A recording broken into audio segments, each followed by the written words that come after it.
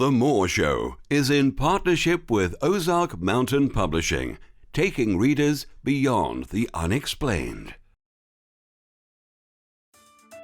If you like what you watch, then don't forget to follow us on Facebook and Twitter for the latest updates on The More Show.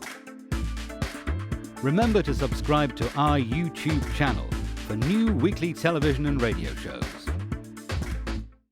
The More Show is supported by Mindscape, Paranormal and UFO Matrix magazines, available for download on all major digital platforms.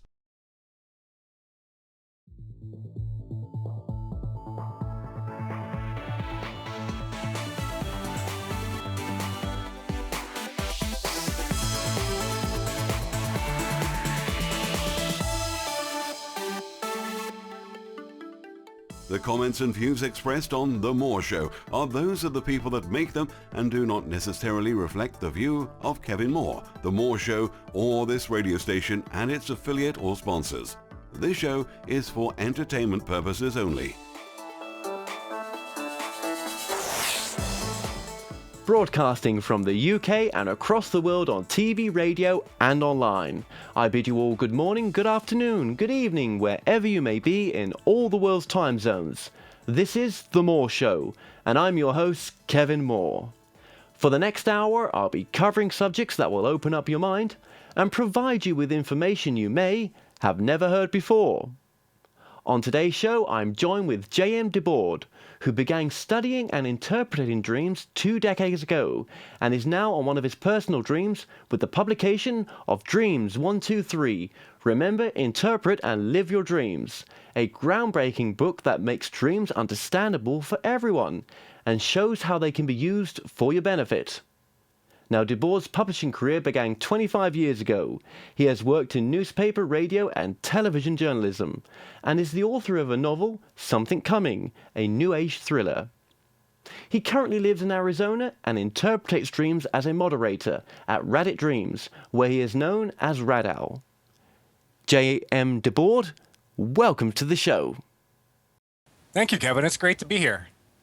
Now, just tell the audience a little bit about yourself, about how you got started, on this path as such.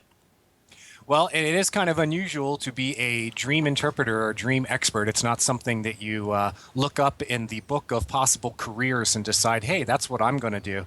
It really began about 20 years ago. I was in college and I went to see a counselor because I was kind of losing steam with my studies. I was getting into year 4 and, it's when your biggest classes are coming up. And I just found that I was hitting a wall and I decided to go talk to someone about it. And he started talking to me about my dreams, and not just dreams as in goals and ambitions, but dreams as in what am I seeing in my head every night when I close my eyes and go to sleep. And he taught me how to connect the dreams with my personal life and show me that my dreams were actually pointing my way forward towards the life that I wanted. So it began there, and I started studying dreams in a personal context to understand my own dreams. And then over the years, it's evolved so that I've gained enough knowledge that I feel confident interpreting other people's dreams. So that's really how I got started. Yeah. And whereabouts are you based as well? Because you're in the States, aren't you? Yeah, I'm in the States. I'm in Tucson, Arizona. I've been all over in the last few years. I was in San Francisco not long ago. Before then, I was in Raleigh, North Carolina.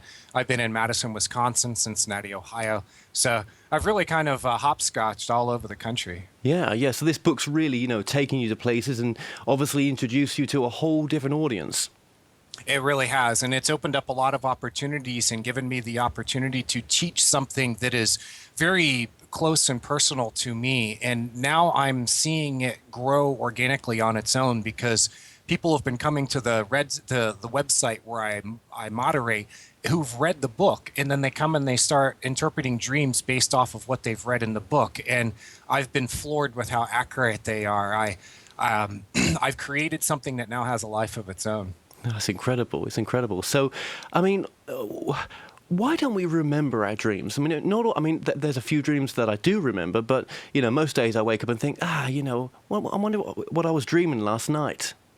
Well, on the technical side of it, it's that your dreams are stored in short-term memory. It's sort of like the RAM memory in a computer. And you have to really work to retrieve that memory and put it into long-term storage. So oftentimes it's because you have thoughts that intrude into your mind first thing in the morning. Studies have shown that you have about a 10-minute window of opportunity to remember your dreams. And if you don't, then it's 10 minutes after the time you wake up. And if you don't, then it's very likely that you're not going to remember them.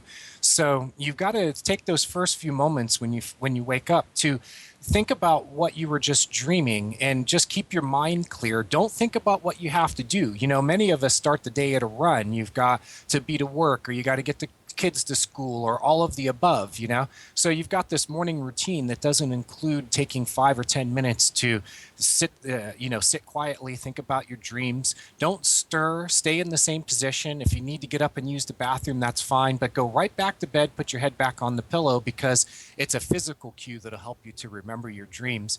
In chapter 1 of my book, that's where I began, because many people have trouble remembering their dreams, and I didn't want to teach people how to interpret their dreams until I actually taught them how to remember them. So there's a lot of tips and techniques that I give in chapter 1 about that subject. Right. I mean, how many dreams do we have per night then, would you say? Well, it depends on how long you sleep. You'll have 5 to 8 periods or stages of dreaming. And inside of each one of those stages, you could have one, call it a long dream, or you could have several shorter dreams. Now, you can also have dreams that connect together all of those different stages of sleep to make it seem like you've dreamed all night long. Because sleep is sort of like a roller coaster, and you go through this process where you get deeper and deeper into sleep, and then you really start to roll. You get down into the valley of the roller coaster, and that's when, most of the time, when you start to dream in a way that is meaningful and memorable. Because the thing is that you can have dreams soon after you close your eyes. You can start having dreams. You'll start seeing images behind your eyes. But that's really the dream machine getting cranked up. It's just getting warmed up. And it doesn't really start bringing the meaningful stuff to you until you've been asleep for a while.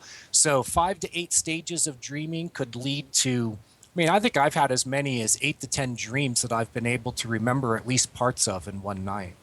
Yeah, because you too talk about keeping a sort of, dream journal as well. Yeah, that's right. It's your database, and it's one of the first things that people do who want to work with their dreams. Now, I keep a journal still after all these years, and I may not put as much detail into it as I used to, because I found that after all this experience with dreams that they've become easier to remember, and I generally only need like little cues to remind me of what the rest of the dream was. But hey, if I've got time in the morning and I've got a half-hour dream that I need to record, then I'll go ahead and do that. But keeping a dream journal will start to show you that there are patterns to your dreams. Like if you find yourself in a recurring setting, like let's say you're back in like early stages of school, and you keep dreaming that you're back in the classroom with the old teacher and the students and stuff like that. But let's say you're a professional and you've got your own kids, you're in your 30s or 40s or something, So if you understand what that setting means to you, then you can very quickly start to interpret the dream. For example, in that last example, it might mean that you're revisiting the past in some way, that there's something that you're still trying to learn, or something that you're trying to retrieve from the past. There's all kinds of possibilities, and I only throw it out there as an example. But yes, definitely keep a dream journal. And has your understanding of why we dream changed in a sense? Yeah, it really has gone through an evolution. When I was in college, in most of the psychology classes that I took in college, they related dreams back to being a biological or physiological process of the brain trying to interpret these random signals that it's getting, and it takes it and turns it into imagery. And most of those theorists contend that the dream content itself doesn't have any significance or meaning. And then you can go to sort of the other side of it, where there are people who will see significance and meaning in every dream. And I don't think that's necessarily true either, that there are some dreams that are simply your brain sort of hashing things out when you go to sleep. But it has undergone an evolution. Especially since these media interviews I've been doing since I released my book, I've been asked a lot about precognitive dreams and shared dreams and dreams about loved ones who've passed away. And the dreams seem so real that the dreamers actually feel like they had contact with the loved ones that have passed away.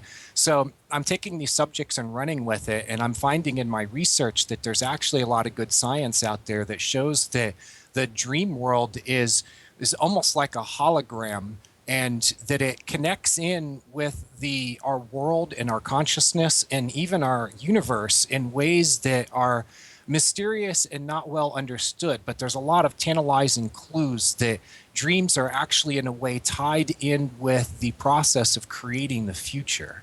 So it's something I go into in chapter 3 of my book, but I'm now starting to get more in depth into the subject, and it's really fascinating. Oh, absolutely. I mean, it's just, it really is fascinating. And, I mean, has this changed your view on spirituality, consciousness, as we understand it, of who we truly could be? Yeah, it has. I'm finding that the person is a much more complex organism than what initially appears. That, you hit on something here. Spirituality is a subject that's very difficult for some people because it ties in with their beliefs and things that have been programmed into their head. And when they start to have those beliefs challenged, they can react very badly to it. And dreams will challenge your beliefs. If there's something that you believe that's holding you back, or something that you really want to know, like one question is there life after death? And if it's a question that you really want to answer, I can bet that your dreams will give you some kind of answer. Now, whether or not it's an objective answer and not a reflection of what you personally believe, then who knows? But I have found many dreams that completely changed people's lives and perspectives on themselves by opening them up to a new spirituality that isn't based on anyone's religion. It's based simply on enriching your mind and your spirit in the larger sense of your sense of zest and enthusiasm for life. Oh, yeah. I mean, when you think about it, in ancient times, how they used to, take such an interest in dreams, and it was a sort of ritual kind of event with some cultures, that they felt that they were going back to, if you want to call it the astral plane or home. Have you looked into this? Yeah, I'm starting to research it. In fact, I was just reading about dream time. The Australian Aborigines had this belief that they created their world through their dreams, and that they met up with each other in their dreams in this sort of shared dream landscape where they meet up with each other and have these sort of higher level conversations. And in my research, I'm exploring these as, they're beliefs, and nobody can actually prove it right now. But the interesting thing is that it's a belief that is spread across cultures and continents, with cultures that apparently didn't have any contact with each other. Because, for instance, there are Native American tribes which also have the same sort of belief in a dream time, that there is this world that they go into in their dreams, and that they can sort of play with the fabric of reality while they're there. And this actually jives with what people like Stephen LaBerge, who's a very famous lucid dreamer, what he has found in his research, and there have been many other researchers who've kind of come to the same conclusion, authors like Robert Moss, that the dream world is actually like our clay, and that we are molding that clay to create our futures for ourselves. Now, I don't say a very rational person, but I want evidence of things before I state something to say, well, there's conclusive proof of this or that. And I would say at this point there's not, but boy, does it open up some interesting fields for research. The Stanford Research Institute's been playing with this stuff for years and trying to figure out what are the ways that dreams can be not only studied but manipulated consciously by people who've developed their dream powers to the point where they can become conscious while they're dreaming. There's one guy who said that in a lucid dream that he placed a marker. It was a red triangle, and he placed it on the head of a character in the dream who was a friend of his. And soon after, the friend in real life developed a little red triangle right on his forehead, right where he did it in the lucid dream. So it's not proof of causality, but it sure is some tantalizing evidence that there is a way of manipulating the physical world or interacting with the physical world while you're in your dream world. Yeah, yeah. And just for the audience that may not know, I mean, in your terms, what is lucid dreaming? Lucid dreaming is when you become conscious during a dream and aware of the fact that you're dreaming. And at that point, you have you can allow the dream to just continue forward on its own volition and don't manipulate or change or mess with anything. Or you can decide to use it as your own personal holodeck, which any fans of Star Trek that are watching the program will recognize what the holodeck is. It's where the characters had these simulations. They created simulations to test themselves, to answer questions, to resolve problems, to explore possibilities. And when you lucid dream and you become aware that you are dreaming and you are in control of the dream, you can take it in any direction that you want to. You can experience anything. Very common, two things that are very common to experience the first time you lucid dream are either flying or sex with a fantasy partner. So there's all kinds of really interesting things you can do with your lucid dreams. Well, there's also those dreams as well where you sort of, you take a quick nap and you've taken a quick nap because you've, checked your watch when you've woken up, and the dream has taken longer than the nap did. Yeah, that's right. And there are some theories about why. I think that it's largely related to the fact that you can convince yourself of anything and it will become real in a sense. So, a dream shows you that you have just lived through an entire lifetime. I've had a few of these at the forum where I moderate, where people come. It's called Reddit Dreams, and people have come there and shared their dreams where they've experienced entire lifetimes from birth through marriage and family and all the way up through death. And they wake up in the morning and think, how could I possibly experience all this? And I look at it this way. If you're watching a movie and then it switches scenes and it says 10 years later, and then they drop you into the scene and the characters are older, the settings have changed, then you've just created the illusion that 10 years have gone by. And in the same sort of way, I think that you can convince yourself in a dream that the time has passed. But if you go a little bit deeper into it, there are researchers such as J.W. Dunn, who wrote an essay called An Experiment with Time. If I remember correctly, he was an aeronautical engineer, and he kept closely detailed dream journals, and he noticed that there were events that happened in his life that either exactly matched or closely corresponded with things that he dreamed about. Wow. So the implication is that he was dreaming ahead of time about things that were about to happen in his life. So he published this essay, I think it was back in the 1920s, called An Experiment with Time, and it has been used as a foundation for a lot of other research to build upon, where other people in laboratory settings have shown that there are some remarkable coincidences. It's so much so that you can't call it coincidence anymore, that you have to start trying to account for all the phenomena. Sometimes people do dream about things ahead of time and it's coincidental. There could be anything, like you suddenly see a scene where you're walking down a city street and you pass underneath a sign and you think, wow, I've been here before. And then you think, well, I must have dreamed it. And it's possible, but in some of the cases that I've detailed in my books and at my blog, are people who've come up with details that were not possible for them to know ahead of time. I had one guy who dreamed about a girl, had a great time with her, and then saw her in a supermarket a few weeks later.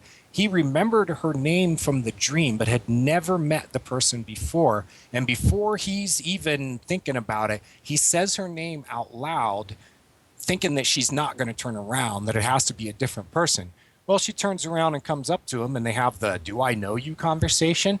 And then he knows her last name too, and he was accurate about that.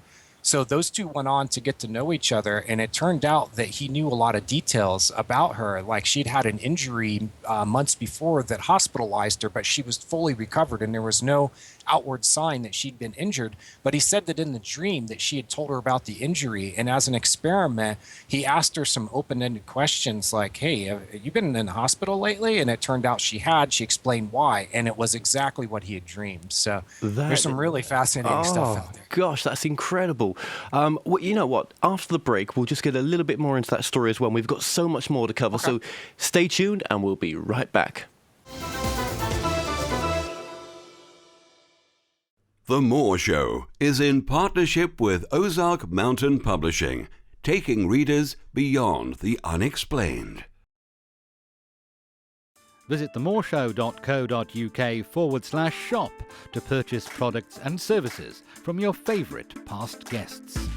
If you're new to this site, you can also catch up on the previous television and radio shows through YouTube and the Moore Show website. The Moore Show is supported by Mindscape, Paranormal and UFO Matrix magazines, available for download on all major digital platforms.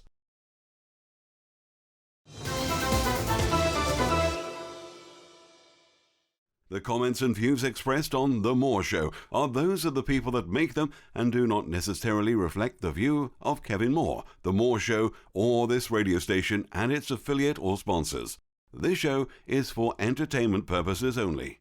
Welcome back to the show. I'm currently joined by J.M. DeBord, author of the book Dream 123, Remember, Interpret and Live Your Dreams. James, welcome back to the show. Hey, thank you. Appreciate it, Kevin. Now, just before the ad break there, a remarkable story about two individuals meeting up after one had the dream that of the name of the person, the injuries they had gone through, the whole, 10 yards in a sense. It makes you think, doesn't it, that could it be possible that they're going to some other dimension somewhere where all the information is accessible and they're being given this information so that if that opportunity presents itself, you have the free will to take it or not? Yeah, that's right. And whether it's a dimension or not, I don't know. I do know that Carl Jung proposed a theory called the collective unconscious, where he said that for every individual consciousness, it all forms together into a collective whole. Again, a Star Trek reference, you might think the Borg, where there's sort of a shared mind among them, among all of the members of a species. And in that shared mind, you can access any information about anyone else that's connected to that network.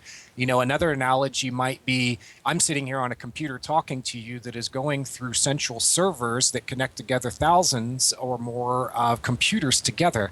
And in that central place, all of that information can be accessed. So the collective unconscious is sort of the same idea, that you are accessing this information that is readily available, sort of like radio signals. It's just that you have to have your mind tuned into a particular frequency. And I think that when you're going to have an important meeting with someone, like this guy who met this girl in the grocery store, I think there was a reason why the dream gave him the information, because that moment could have passed when he recognized her. And if he didn't have a name to blurt out, maybe he wouldn't have bothered to say anything to her. Maybe he would have thought it was too weird to, say hi to someone that you think that you recognize from a dream, someone that you've never met before. So whether or not it's a dimension or not, I know that there is a collective unconscious that connects everybody's consciousness together. Edgar Cayce, the famous psychic, when he did readings on people where he would go and visit them, all he had to have was a name and address, and he could go into a hypnotic state, sort of have his consciousness leave his body, and then go and gather information about these people. And it was often related to their health, but he branched out later into actually looking into their hearts and souls too, and would give them advice on things that he thought would be good decisions for them to make. And he described the process as sort of like going into a cone of light, and around that cone are these swirling fragments or lines of information, and that he could go in and tap into these swirling fragments of information and pick up the information that he needed. So when he was actually talking to the subconscious of the people that he was doing the readings on. He was getting the information directly. It's one of the things that made him a really fabulous dream interpreter, was because he didn't interpret the dream, he interpreted the dreamer. He could access information about them that sometimes they didn't even know about themselves. And then he could look at their dreams and interpret their dreams based off of that previously hidden information that he knew about them. Yeah, and what you described before there, it sounds a bit like the Matrix in a sense. It really does. Yeah, where we're living in the dream in a sense. Or the holographic universe, if anybody out there has ever read the book or looked at the theories behind it. It's a really fascinating explanation for our universe and some of the paranormal phenomena. According to the holographic model, things like telepathy and telekinesis, ghosts, afterlife, all of that stuff is accountable for under the holographic model of the universe. Well, it does seem that science is, going in that direction, and that there's an incredible amount of research and information to come from it. It'd be interesting to see how that sort of carries on. And you did mention before there about the Edgar Cayce in a sense and his work. I mean, have you studied his work quite in depth? Have you been to the ARE in Virginia? No, I haven't, but my my literary agent, lives very close to there and has been part of that community for many years now. I read the books. I read Elsie Sechrist's book, Dreams, Your Magic Mirror, and I read one by Harmon Brough that's out of print now, but you can still find it online, and it's just called Edgar Cayce on Dreams. Then from there, I've picked up information off of the ARE website. I'm also a member of their Facebook Dream Interpretation group. But what Cayce did for me was he gave me material that I knew was accurate, because one of the things, as I've been studying dreams, one of the things that's helped me the most was finding accurate dream interpretations, because you can take the same dream and present it to different schools of thought of dream interpretation and come up with vastly different interpretations of what the dream means.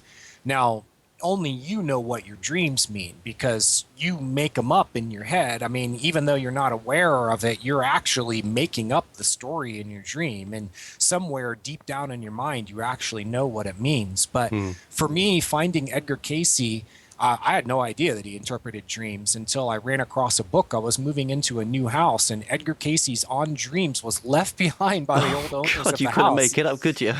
I know. Talk about synchronicity. And it really opened up some things for me to see the sort of deeper person being expressed in the dreams, because most dreams, and I'll just throw out a number, let's say 90 to 95% of dreams are really hashing over things that you experienced, thought, and felt during the previous day or two, usually the previous day. And most dreams can really, they have, I don't want to call them conventional explanations. They're not easy to interpret, like easy as 1, 2, 3, but they're really not as hard to interpret as some people say. Or as should I say, there's an impression that they're very difficult and it requires a psychologist or a guru. And one of the points I make in my book is, hey, look, you're the best interpreter of your dreams. You just need to know how it's done. But Cayce turned me on to finding those 5 or 10% of dreams that go to a deeper level, where a person is interacting with the very deepest parts of themselves, that's a lot less related to what's going on in their daily lives and much more related to the things that are going on deep in their hearts and in their souls. And Cayce showed me through his dream interpretations how to approach dreams like that. Right. Like okay. those. Well, this is gets to the important parts of your book. Then is how does your book, in a sense, with the dreaming, it can improve one's life, and in the idea that we should follow our dreams. In a sense, it's the best source to address in our lives. Would you say? Yeah, absolutely. Those sayings like follow your dreams, make your dreams come true, live your dreams. Most people interpret those as being, achieve your ambitions and goals, and that's great. That's part of life. But what dreams do is they show you the larger picture that maybe, the dream of, having a yacht and spending the rest of your life, blowing off work and sailing around the Caribbean with a nice flute of champagne in your hand, maybe that's something that you've dreamed up from sort of a more narrow perspective of what your ego wants. And dreams try to show you yourself and your life from a larger perspective. And they know where you're going to find the most fulfillment and satisfaction. They're like a dream coach that's known you since the day you were born. They know your parents. They know where you grew up. They know where you went to school. They know every thought that's gone through your head, every feeling that's gone through your heart. And they have an objective viewpoint on it. And every night you give them a chance to give you feedback, to be sort of your life coach and to help point you in the right direction. I got an example I just found on Reddit Dreams the other day. There was someone that came on. She said, all of my life I've been dreaming about water, and I've gone through phases where I had these very intense dreams about water, but I could never figure out what they meant. And she would dream about creatures in the water, specifically rays, like manta rays and stingrays. And she had never really had much exposure to it. She went through, university. She got a degree in communications, and she went into the family business of public relations. So here she is in her late 20s, and she's putting in her time, and she's moving ahead in her job and moving on up the ladder and all that. And she found that it wasn't igniting any kind of real fire in her. And when she looked at the prospect of living the rest of her life that way, she knew that there was more for her. So she started looking back at her dreams, and she figured out that the dreams about being in the water and observing the creatures, that it was actually pointing her towards a career in the water, observing creatures. She ended up becoming a specialist in manta rays. And she said that the moment she made the decision to leave public relations and to go back to school and study and do what she needed to do to have a new career, she knew the moment she made the decision that it was the right decision for her.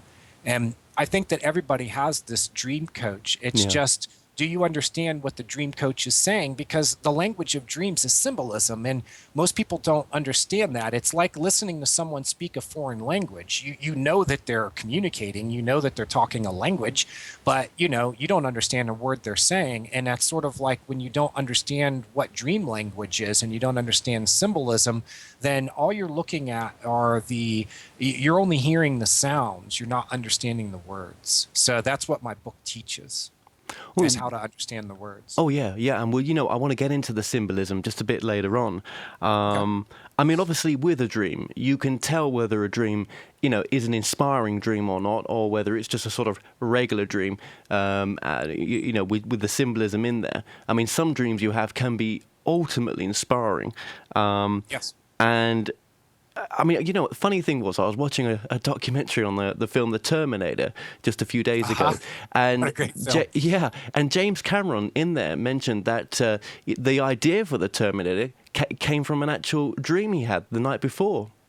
Yeah, there have been a lot of great films that have been inspired by dreams. Eyes Wide Shut from Stanley Kubrick came from a dream, at least sort of the central idea of it.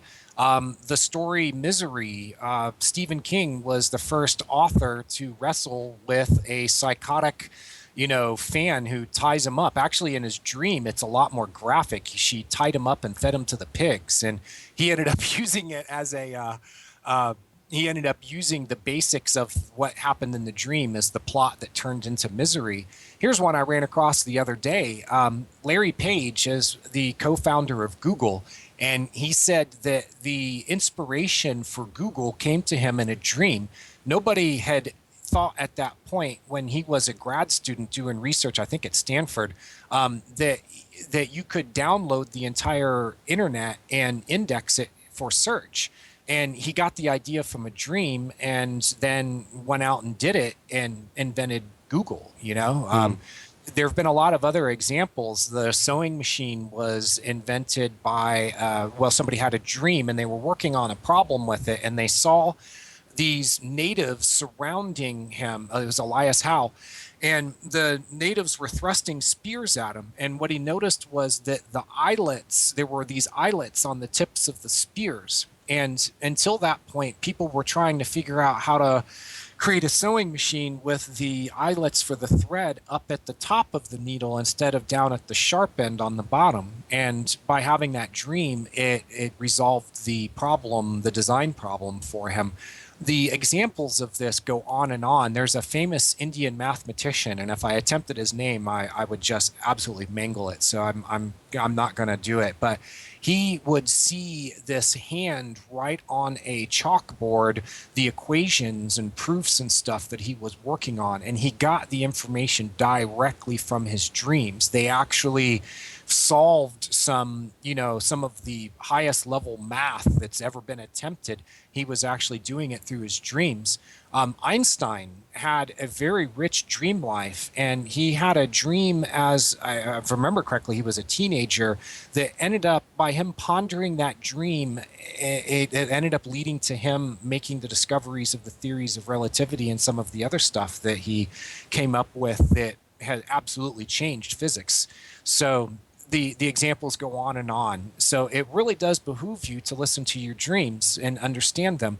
It doesn't mean necessarily that you're going to invent the next Google through your dreams, but I can tell you that whatever it is that you're focused on in your life, whether it's work or creative or family or, any kind of relationship, hobby, whatever it is, if it's important to you, you're going to dream about it. And most likely you're going to get some good advice from those dreams about how to take whatever it is that you're working on and take it to the next level. Yeah.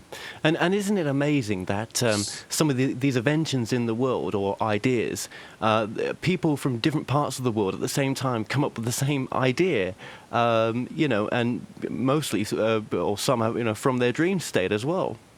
Yeah, that's right. It might even suggest that the inventions or the creations or whatever it is that's picked up through a dream and made into our reality, that maybe they're sitting out there and waiting for someone to come along and pick them up.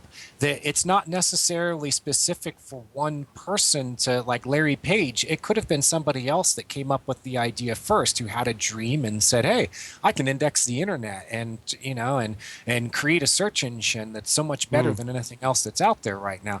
It raises the question of whether or not these things are sitting out there just sort of waiting to be plucked off the tree, like an apple or something. Frankenstein was written, Mary Shelley, she wrote Frankenstein based off of a dream.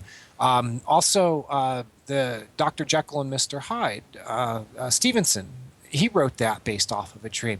I mean, the examples go on, and these are famous examples from a century ago, and people have been able to compile the information. But I bet if you went to the bookstore right now and started grabbing stuff off the shelves, that you'd find that many of them had their origins in dreams, or at least were aided. When I was writing my book, I used to dream about what I was going to write the next day. I used to dream about it ahead of time. And you could say that that's just my mind anticipating and setting up for the next day based off of what it knows from the previous day. But sometimes I had dreams about things that I didn't know I was going to write about yet. Like I get up in the morning, get my computer on, I'm ready for my writing session, and maybe I don't pick up where I left off the day before. Maybe I decide to strike off in a new direction. And then I discover as I'm writing that I actually dreamed about it and hashed out some of the details the night before. I mean, would you say that a lot of the dreams that we have are much in the present moment, in the sense of what's occurring in your life now? So whatever the problems are now, they come through more. Absolutely. In fact, it's one of the facts about dreams that I give that can really help to narrow down the possibilities when you're trying to interpret a dream. If you know that the dream is very likely to be based on what has happened in the previous day or two. And when I say happened, it can be an external event in your life, or it can be something that went through your mind or through your heart. So what happened inside of you or outside of you? Most likely the content of your dreams is going to be based off of that. So it really helps you to narrow down the possibilities. And when you dream about something from the past, for instance, that you can pretty much guess that there's something that has come up in the last day or two of your life that's triggered the memory or the association. So it starts to be, I give a lot of these little different facts in my book that people can take and start to use them to interpret their own dreams. Because when you can start to rule out other possibilities, like, well, the dream probably isn't about what happened a month ago. So you don't need to go back in your diary a month to look at what happened to see if it connects with the dream. You can go back to what happened the previous day. It really helps to narrow things down. Okay, well, we're going to take a short break. Stay tuned and we'll be right back. The Moore Show is in partnership with Ozark Mountain Publishing, taking readers beyond the unexplained. If you like what you watch, then don't forget to follow us on Facebook and Twitter for the latest updates on The Moore Show. Remember to subscribe to our YouTube channel for new weekly television and radio shows.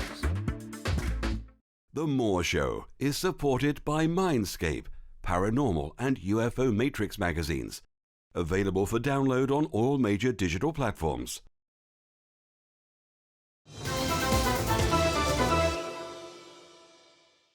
The comments and views expressed on The Moore Show are those of the people that make them and do not necessarily reflect the view of Kevin Moore, The Moore Show, or this radio station and its affiliate or sponsors. This show is for entertainment purposes only. Welcome back to the show. I'm currently joined by James DeBord, author of the book Dreams 1, 2, 3, Remember, Interpret, and Live Your Dreams. James, welcome back to the show. Thank you, Kevin. Great to be back. Now, James, obviously your work points to, learning how to use your dreams, resolve problems, answer questions, and, create a happier life. That's and right. What example stories could you give just to sort of back that up as well? Sure, absolutely.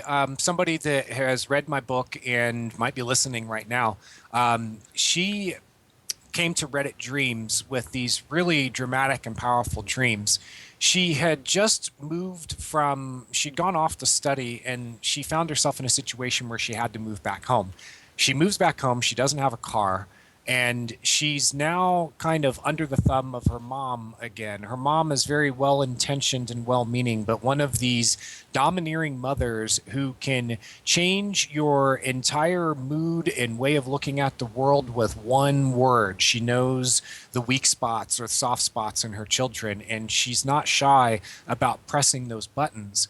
And we had talked about this through some other dreams, but the dreamer wasn't finding something within herself that she could stand on, like a foundation she could stand on that would help her to keep that strong sense of herself, who she is as a distinct individual being with her own desires and her own ideas of what she wants to do with her life and become as a person. And so she had a dream that it featured a tiger's eye, or actually it featured a tiger. And in the dream, the tiger's in a cage, and she kind of shows the way out of this cage. And what it was symbolizing is that she was finding a way of releasing the tiger within her. When you dream a lot about a particular animal, it often is because you see something in yourself in that person. And when you say that somebody has the eye of the tiger, it means that they have a certain special quality or energy about them that reminds people of tigers.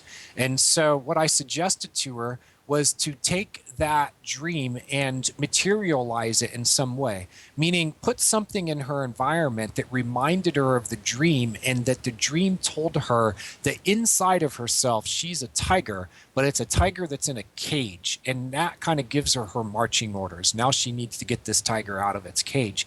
And so what she bought was a tiger's eye pendant to wear around her neck, so that she always had this reminder of that she had a tiger within her, and that it symbolized the strength and inner resources that she needed to stick to her guns, especially when members of her family were trying to get her to be more like them and become something that she didn't want to be. Yeah. Yeah, and I suppose that changed her in a sense once she embraced it. She became much more. She became more outward. She was able to express herself more forcefully. She, in fact, made some massive changes in her life after that, where she figured out a lot of things for herself. As a woman in her early 20s, she was about to enter the professional world, and she had a lot of things come together at once that enabled her to be able to get out of her family situation where she didn't have to live under the roof with them anymore, and that she could get out and have her own space and control her physical and emotional environment in a way that she couldn't before. I'll give you another example here. It's kind of along the same lines. I told you about the dream where the guy, heard the girl's name and then met her later. Well, there was another guy who had a dream with a woman. They had a fabulous time with each other. At the end of the dream, she says, "Look me up on Facebook." Well, the only information he has is her face that he saw in the dream. He had a first name, and he knew the city that she lived in. And it turned out it was Chicago. So you got a lot, it's not like it's Podunk, Iowa. It's, where you've got 5 people on Facebook, So he goes looking through, just searching by first name and city and gender, and, goes searching through the names. And he said that he found her. He found the person and scrolled through, and he went to send her a friend request, and he noticed that all-important relationship status. She was engaged to be married, and here he's thinking that maybe his dream girl had been shown to him. And I mean, who knows? Maybe it was his dream girl in a sense, but maybe it was just giving him an opportunity to have a brief sort of, I don't want to call it encounter because they never actually met her, but to maybe give him a better idea of the kind of person that would be the right mate for him. There was what I'm saying is there was some sort of reason to it, and if he could figure it out, it would be enriching for him. I mean, finding the perfect mate for life, I mean, that's a heck of a reward for listening to your dreams and following their advice. Well, yeah, but yeah. There's a lot of other examples. I have a guy who was a IT specialist, information technology. He was a yoga instructor, and he had a dream that he was sprucing up the backyard of his house for some students. He decided that he wanted to teach yoga in his backyard. And what the dream symbolized was that yoga was something that was in the background of his life. The people that worked with him, at his main job, they had no idea that he had this very deep interest and that he actually taught yoga classes. And this is what he did when he got off of work. And what he decided to start doing was to bring it into the foreground of his life by leaving a book on his desk about yoga, and it could start conversations with his workmates. And he found that by integrating these two areas of his life that he used to keep very separate from each other, that by integrating them together, that he was happier in his day job and in his night job. So there's all sorts of ways that dreams can give you advice that will help you to find more happiness and enrichment and fulfillment in your life. Yeah, but I suppose then there is always the other end, which is the sort of nightmarish dreams. When you've had dreams where you're running away and there's nothing chasing you, but you feel there's something is and you can't run quick enough. What are nightmares about? Well, nightmares are really ordinary dreams. We just give them a label because they have a lot more emotional content to them. You react more strongly to them, and they're often full of fear and dread. And what nightmares are they are shock therapy. It's your dreams trying to get your attention because there's something in your life that really needs your attention. It's something that has perhaps become chronic because it's gone unresolved for so long.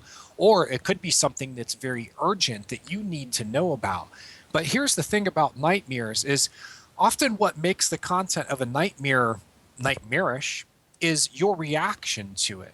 You could have two people who dream about a 10-foot tall, creature covered in razor blades and knives that's chasing after them. And one person will run for their lives in a complete panic, and another person will look at it and go, huh, that's kind of cool. It depends on your reactions in nightmares. I'll give you an example. There was a young man who had been having a recurring nightmare about a dinosaur chasing him. And I mean, if you've got a 40-foot tall, predator that is hunting you down, Yeah. you're going to be afraid, And he said that it would the way that he would get away from it is he would hide in like the smallest place he could find and then like make himself as small as possible. And what that did is it started triggering some things in my mind as I was like, ooh, there's some symbolism here. I wonder what this young man is hiding from. So I started thinking about the idea of, well, dinosaur, what could a dinosaur symbolize? And words like to play on figures of speech. And one of the things that, like, if you have a grandpa in your life and you're a teenager and that grandpa is suspicious of teenagers and he's always poking into your business, he's looking over your shoulder, he's giving you the eye like, I know what you've been doing, I'm keeping my eye on you, that you would call them a dinosaur because they're a relic, they're an anachronism, they come from a different age and a different generation, a different way of looking at and viewing the world. And what we figured out from that is that what the dinosaur in his dream was actually a symbol for his grandfather. And the thing that he was afraid of, like many teenagers, was scrutiny. He didn't want some old man poking around in his life and finding out, I don't know if he didn't say whether he was doing something that he really needed to hide from, but I remember being 15. I didn't want anyone coming into my room or reading my journals or looking at who I was talking to on the phone or any of that kind of stuff. You're just trying to avoid scrutiny, not necessarily because you have something to hide. It's just a stage of life. So if you look at his reaction in the dream, it's really telling because it tells you that he's afraid of something, but the thing that he's afraid of isn't necessarily something that's nightmarish. No, and again, the repeatability of the dream to sort of drive home the message as well, Yeah, recurring dreams like nightmares often have a message for you.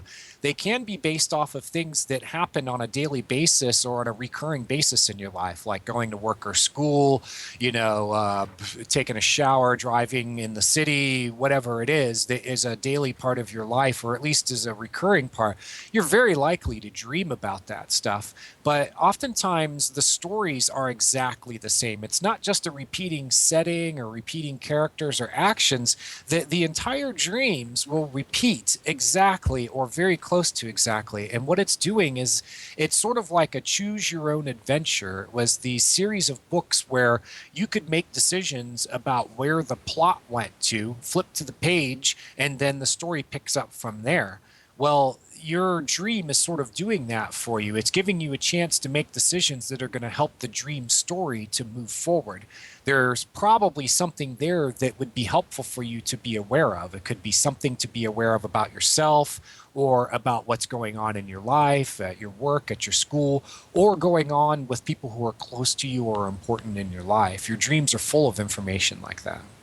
And falling, that's another one as well. It was just coming to my head. Yeah, it's a very popular theme. And if you think about falling, dreams really love to enact figures of speech. So when you have something like, if you say that somebody is in a fallen state of being, it means that they're living in sin or whatever you want to call it, like they're living in a way that's in darkness, or they don't have a foundation underneath them. And so a dream can use the symbolism of falling to express that. You can fall in love, and a dream could use the symbolism of the action of falling to express that you're falling in love or out of love, I suppose. But there's also more symbolism to it, like planes. They're said to take off and soar, and that's comparable to what can happen to your life. Last November 2013, I published Dreams 1, 2, 3, and it was a huge event in my life. And I started dreaming about taking off to Paris because Paris is an intellectual and literary center of the world. And in my dreams, it's used as a symbol for getting to this place in my life where I'm recognized, for the thoughts I put down on paper, and the things that I teach. But I'm also getting there in a plane, and I can feel when the plane takes off and it soars. You can feel it in the dream, and it's very similar to that feeling of accomplishment. Like, wow, I set out to do something. It took me 3 years to do it. The odds were against me in many ways, and I did it. So I had a tremendous sense of accomplishment and a feeling of, of personal satisfaction from it. So the dream shows me taking off. Now, if my sails suddenly take a dive, like maybe my dreams will turn into that plane crash into the ground. Right. I don't know, but it has that same sort of symbolism to it. Okay. Well, there's, I could ask you as well, really, about how do we expand these symbolisms? Because we're not going to get through all the symbolisms, but there is one more. I'll ask you just before to ask you that question. Yeah. Sure. Okay. Yeah. So how would you expand the symbolisms as well? Oh, like how do you figure out what the symbolism means to you? Well, you use it's called association technique, and you think about just your general associations with something that has been in your dream as a symbol. Like let's say that it's an animal and the animal is a horse. You would basically start off by thinking of your first impressions of a horse, say the first 3 or 4 things that come to mind. Horses are very strong, they're fast, they're beasts of burden, they're virile, they're symbols of power, but to other people, they might have had different associations. Not all horses are big and strong and powerful. Some horses are aggressive. Some of them are manipulative. Some of them are playful. Some of them are dangerous. If you've been kicked by a horse, then you're probably going to have a different association as somebody who was an equestrian and had this great relationship with their horse that they rode, So you would begin there and you look at your associations and you ask yourself, like what it is, the connection between what you're experiencing in the dream and then what your associations are. And so, like, if you see in the dream that the horse is laden down with these, packs and luggage and suitcases and something, let's say that it's luggage. Well, luggage is also called baggage. Well, what do you call things from the past that weigh you down? You call it your personal baggage. So if you see a horse in a dream that's loaded down with suitcases, it might be a symbol that baggage from your past is holding you down or weighing you down in the present. So that's one of the ways that you look at symbolism and you expand upon it. The other thing is that you want to see the symbolism in action. Because if you just look at the symbol itself, it's sort of like a photograph. You can look at a photograph and take a guess at what's going on the moment that the shutter snaps and the picture's taken. But if you watch a video of the same scene, you don't have to guess anymore. You can actually see what's going on. And it's the same way with dream symbolism. If you look at the action of the dream and what the symbol is doing or what action is going on around it, then you have clues to what the symbolism actually means. Now, in my book, I use an example of a snake. It's a very common dream theme. People dream about snakes all the time. And there are a very wide variety of interpretations. Like Freudians will often look at snakes and assume that it's some kind of a phallic symbol or, it's a symbol for sex, But a Jungian, the followers of Carl Jung, will look at a snake and oftentimes they'll think, well, because snakes shed their skin and they're associated with the caduceus, that maybe it has to do with healing or it has to do with transforming, shedding the old person, shedding the old skin. But then again, you can look at it different ways. It depends on what the snake is doing. Right. Is the snake wrapped around your neck and choking you? Well, it could be that you feel constricted in your life, or you're in a very constricting or suffocating type of situation. Yeah. But if you see a snake that's sitting in the sun and it's not bothering anyone, it's just sitting there enjoying itself, that probably has entirely different meaning to it. So the thing that really opens up and shows you what symbolism means is the action that happens to the symbol. Okay, so we're getting very close to the end of the show here. So just very briefly, for proper dream recall, so we can remember what our dreams were the night before, is it just as easy to say, look, before you go to sleep, I want to remember what I'm going to dream when I wake up? Yes, actually, self-suggestion is one of the main ways that you can do it. You, for one, set yourself up. Make sure you have a pen and paper by your bedside, because it creates the expectation that you will actually have a dream to record when you wake up. 2, tell yourself before you go to sleep, look, I know I'm going to have dreams. Even if I don't remember my dreams, I know I have them because science says everybody dreams, So even if I've never remembered a dream in my life, it's possible it could happen tonight. So self-suggest, tell yourself, I will remember my dreams. And then make yourself some time in the morning. Give yourself those first 5 or 10 minutes that you can be free of distraction or thoughts that take you in another direction. Just try to remember your dreams as soon as you wake up. And 4, know that your dreams have meaning, they have benefit for you. And if you have the desire to work with your dreams and remember them, it makes it more likely that it'll happen. Okay. So what would you say is the most important message of your book? Well, I think that it's that dreams really aren't as hard to interpret and understand as people have this impression that you have to have a psychologist or a guru or somebody to teach you about your dreams and what they mean. And it's really not as difficult as it sounds. Now, my book's called Dreams 1, 2, 3, and it would be a stretch to say that interpreting your dreams is as easy as 1, 2, 3, but honestly, it's not as hard as the impression that people have. And if more people understood that their dreams can lead them to personal enrichment and satisfaction, that it can help you with raising your children, with advancing your career, with exploring yourself as a person, unlocking your potentials as a creative person, as a spiritual person, as an intellectual person, whatever, that if you understand that your dreams have that sort of benefit for you, then you're going to tackle it with enthusiasm. You're going to jump right into it. Okay. So those are really the 2 main points. Okay. And your website, and where can people get a copy of the book as well?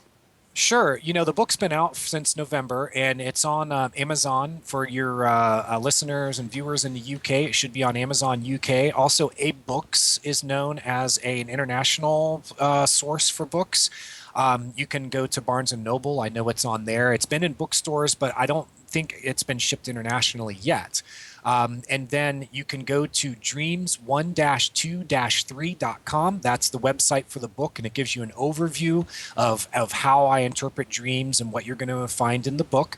And then you can also go to dreams123.net. There's no dashes or anything in there. That takes you to my blog. And on my blog, I take dreams that I've interpreted and kind of show it to you in 500 words or less. That way you don't have to read my entire book to see what my approach is and see if it would jive with you as a reader, whether my approach is something that you think would be able to help you. Well, J.M. DeBord, thank you so much for joining us today. Thank you, Kevin. It's been my pleasure. Thank you. And hello, UK. It's been my pleasure chatting with you all tonight. Well, we've come to an end on today's show. Don't forget that you can listen and watch all our past interviews on The More Show's official YouTube channel. Remember to subscribe to our YouTube channel for new daily shows. And you may also find out more on all past and upcoming guests on the show via themoreshow.co.uk. And do like us on Facebook and Twitter for the latest updates. So until next time, be safe.